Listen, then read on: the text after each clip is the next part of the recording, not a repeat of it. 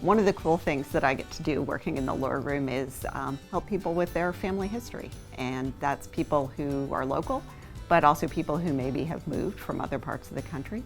And if they want to get started and need to know the first steps, or maybe they've done a little bit but they're stuck, we help people one-on-one, we help them find resources, and we have a lot of programs where they can get together with other researchers and learn from each other. So that kind of leads to the second cool thing that people need to know about the lore room, which is that we and the libraries in general have access to something called Ancestry Library Edition, which is basically 95% of the same thing as you would get with a personal subscription to Ancestry.com.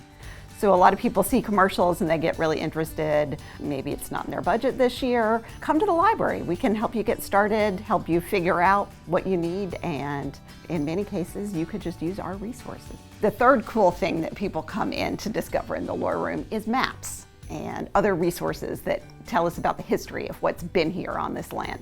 We pull out the maps a lot of times for people. They may be researching like the history of their house. They want to know what was there in the past, or maybe they're new to the area. They want to get a feeling for the history of how things have grown. You know, we've had so much change in Cabarrus County. So people like getting a glimpse of that history. Sometimes maybe it's a building they were curious about that they see as they're driving around, and they just want to come in.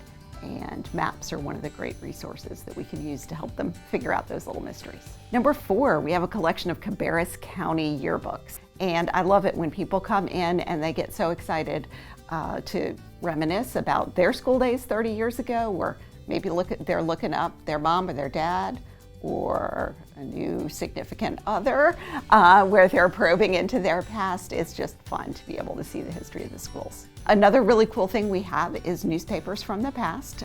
We don't have space to store all the papers, but we have them all on microfilm. So if you want to know what was in the news in Cabarrus County anytime in the last 130 years, we can call up an image of the paper. It's a great resource for finding out about people's personal history, as well as just what was going on in the community.